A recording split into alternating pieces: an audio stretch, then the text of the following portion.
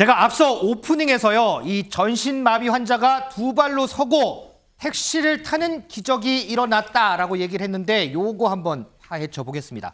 민지수 기자, 제가 기적이라고 표현했는데 진짜 기적이 맞아요? 네, 기적이 아닌 사기였습니다. 아하. 20대 이 남성이 전신마비라고 거짓말을 해서 보험사에 수억 원의 돈을 타내려고 했던 건데요. 네. 이게 처음부터 사기는 아니었습니다. 7년 전에 한 대학병원에서 수술을 받았는데 이때 팔 쪽에 통증, 후유증이 남았습니다. 여기에 이 병원 측의 과실로 합의금 3억 2천만 원을 받았거든요. 그런데 이 돈을 생활비로 다 쓰고 나자 누나와 아버지까지 나서서 더 큰 사기를 치자 뭔가 보험사를 속여 더 큰 돈을 받아내자 이런 것을 공모한 겁니다. 그래서 5년 뒤에 이 같은 병원을 찾아가서 이번에는 팔과 다리까지 전신이 마비됐다 이렇게 주장을 해서 아이고. 후유장애 진단서를 받아냈는데요. 네. 이 진단서를 가지고 미리 가입했던 5개 보험사에 총 15억 원 상당의 보험금을 청구한 겁니다. 이 가운데 두 곳에서 이미 1억 8천만 원의 보험금을 수령한 상태라고 합니다. 자, 이 환자, 아니죠. 이 사기꾼.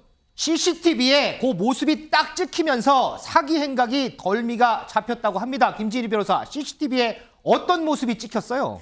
네, 그 대전경찰청이 이제 유튜브에 공개한 영상에 굉장히 구체적인 어떤 모습들이 담겨 있습니다. 네. 그래서 A 씨가 이제 거동이 불편한 것처럼 휠체어를 타고 병원에 가서 이제 진료를 받고 나올 때만 해도 휠체어를 타고 이제 가족들의 도움을 받습니다. 근데 이제 택시를 타려고 하는 순간에는 갑자기 휠체어에서 일어나서 정상 보행을 하면서 택시를 이제 탑승을 했고요. 저 지금 나오는 모습은 이제 가족의 도움을 받아서 휠체어 타고 이제 가는 모습이죠? 그렇죠. 여기만 보면 이제 좀 굉장히 불편한 사람 같지만 이렇게 했던 사람이 택시 탈 때는 그냥 서서 이제 내려서 일반인처럼 탔다는 겁니다. 그리고 그 이후에는 또 이제 집 밖으로 가족들의 아무의 부축도 없이 걸어 나와서 잠깐만요. 지금 저 모습인 보시면- 거죠, 지금? 네네. 지금 딱 보시면- 일어서서 지금 택시 타는 거. 네, 이게 전혀 뭐 보행에 문제 있는 사람으로는 보이지 않잖아요. 그래서 이런 모습이 이제 찍혔던 것이고 또 이 외에도 이제 집 밖으로 그냥 혼자 걸어 나와서 지금 보시는 것처럼 아이고. 그냥 분리수거를 그냥 멀쩡하게 하는 모습. 이게 아까 그 택시 타신 그분이에요? 네네, 같은 사람입니다. 오. 그리고 이 사람이 그냥 아무의 부축, 아무런 도움도 없이 그냥 딱 보면 너무 멀쩡한 사람이잖아요. 네. 이렇게 해서 그냥 계단도 그냥 아무의 도움 없이 아이고. 걸어 올라가고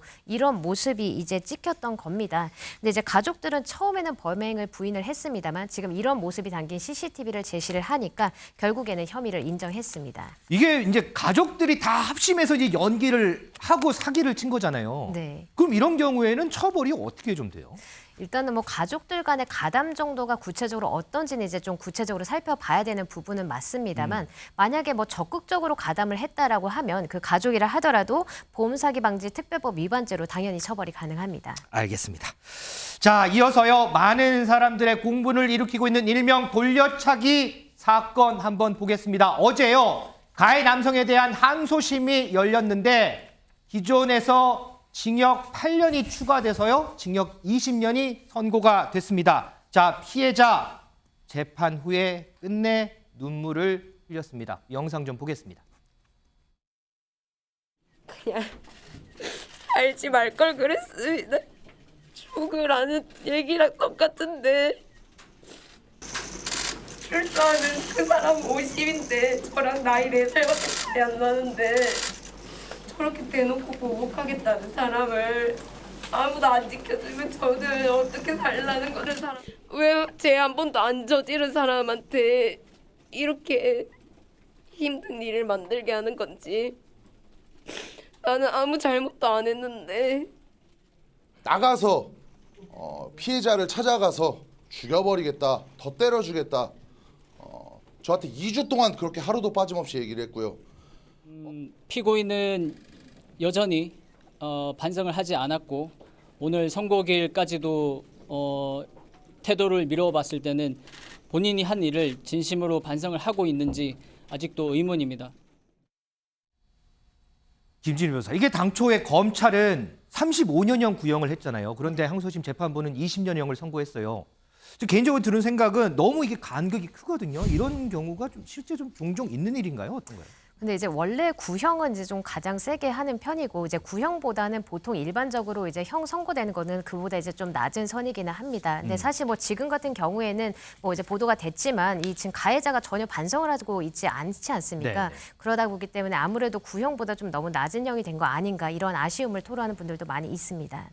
자, 그런데 오늘요, 이 피해자 SNS를 통해서요, 이 가해 남성이 항소심 재판부에 제출한 반성문 일부가 좀 공개됐습니다. 여기를 보면요.